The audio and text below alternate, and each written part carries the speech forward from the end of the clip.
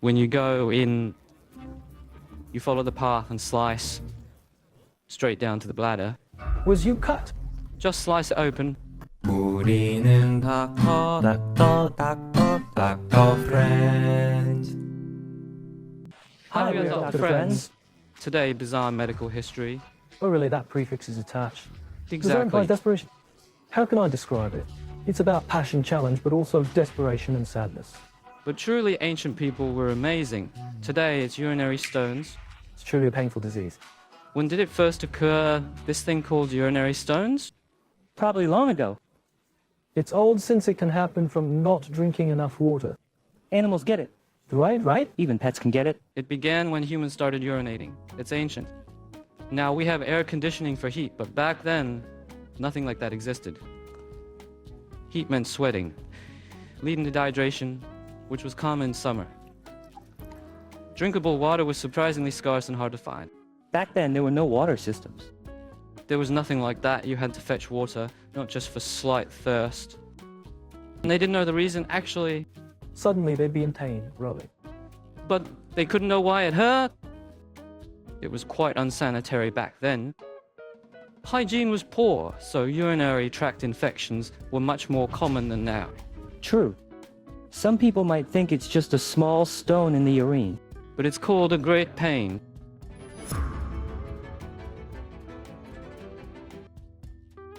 A 7,000-year-old Egyptian skeleton had urinary stones. It's a very ancient disease, incredibly painful, and has been around for ages. The pain is just unbearable. So painful. Headaches can be excruciating, but you can endure them. Right, many pains are bearable. A shaman might grind a stone and ask if it hurts. Get the demon out. Open it. Open. Yesterday they opened up Chels's head next door. It's Okay. fine. It's fine, feels better. Wow, it doesn't hurt now. But what about the stone? It's so painful, Growing in you just pain. want it gone. You'd hope this would make it better? So even doctors were desperate. If they couldn't fix the stone, they might get killed. It's too painful. They did their best, but initially, like in old dramas, they'd put things in a cauldron. Magical items or precious things like tiger bones. They even used mercury since it was rare. That's what they did, but would it cure anything? People were in pain, and the cause wasn't found until civilizations advanced and people started living together, especially in Egypt. With the Nile flooding and being so fertile, the population exploded. They were the first to make and drink beer. Beer causes dehydration, leading to stones. Prevalence skyrocketed. People with stones felt pain without knowing why. They'd ask, "Are you okay?" but wouldn't know. They'd drink water but couldn't pee. The pain was unbearable, and they'd suffer until they died, unable to find relief. Better that way. They'd be glad to die, even asking to be killed quickly. But sometimes, while in pain, they'd pee, hear a clink, and suddenly feel no pain as something came out. Seeing something come out made it easier to deduce. Because it's intuitive. With more people, prevalence increased. Some naturally recovered, realizing a stone blocked the urinary tract, causing pain. So what would you want to do? Remove it. Remove it. Egyptians were very intuitive. In the tract, they'd make long, thin metal rods, insert two into the urethra, and spread them open to clearly see the stone inside. Stone. Yes, there's a stone, then they'd remove it. In older people with swollen prostates, it didn't work well. It's painful. What to do? Shorten the path. The patient asks, cut it. They'd cut what's stuck, not elsewhere. They do not. They do not know, and if there is nothing, they just pass away. Do they still pass away? No, they saved them to that extent. It took them immense courage, especially without anesthesia. This method was used in ancient Egypt.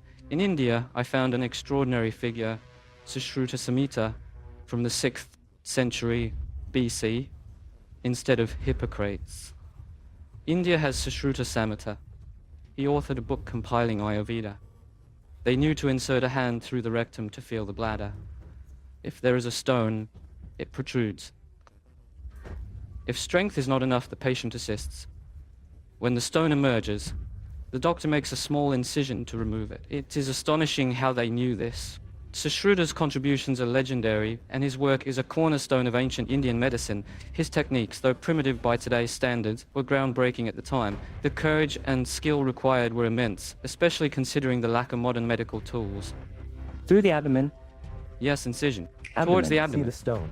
Tried everything before. Even with lots of water, it would not come out. For larger stones. According to records, stones as large as eggs were found.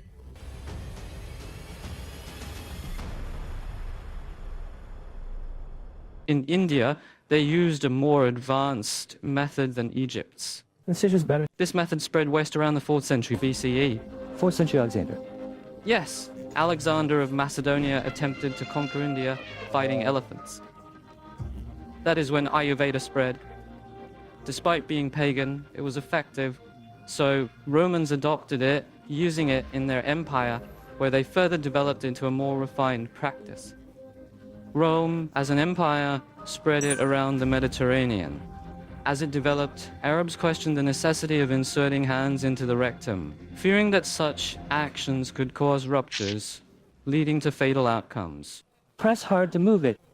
Oh, it was too painful, so they thought, let's cut open the bladder. This changed the method. We call this minor surgery, so there must be major surgery too. There's major surgery.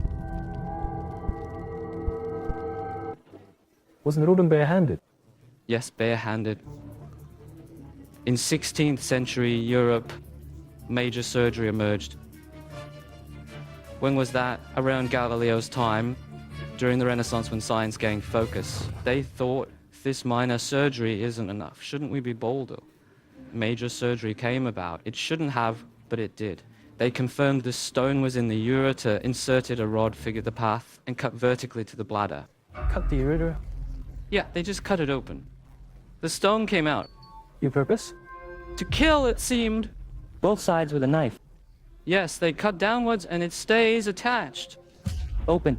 It opens and what's inside comes out. What next? Sew it. After that, They probably tried sewing it up, but it adheres and urine flow prevents proper healing. so when stones formed, it was often better to just die, until the 18th century in England.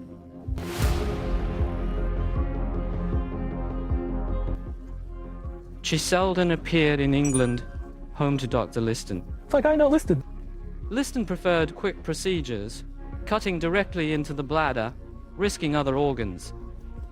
He had an idea: inflate the bladder with water, so it pressed against the peritoneum, then cut it. This method allowed him to remove stones surgically, completing the procedure in just a few minutes, often under 5. Like a samurai, right? He was also good at horse riding. If someone died, he'd just ride away on a horse. If the intestines started spilling out, The assistant would bring the horse. you can't just scoop it back in. You cannot, so they would run. A French composer, Marin Moraes, underwent stone surgery, found it shocking, and was inspired to compose music about it. The music, in a minor key, vividly portrays the surgery scene and narrates a complete story. Seeing the surgical tools evoked fear approaching the table, doubting, maybe stepping down, feeling tied up, then the incision removal, screams, bleeding, and finally, the end. Each step was a terrifying ordeal, capturing the horror of the experience. It's an experience like that, grand music. That's bizarre. And now you can see the facial expressions. The music is really good. Even slight advancements in surgery are due to anesthesia, making doctors more relaxed. Cystoscopy also emerged then.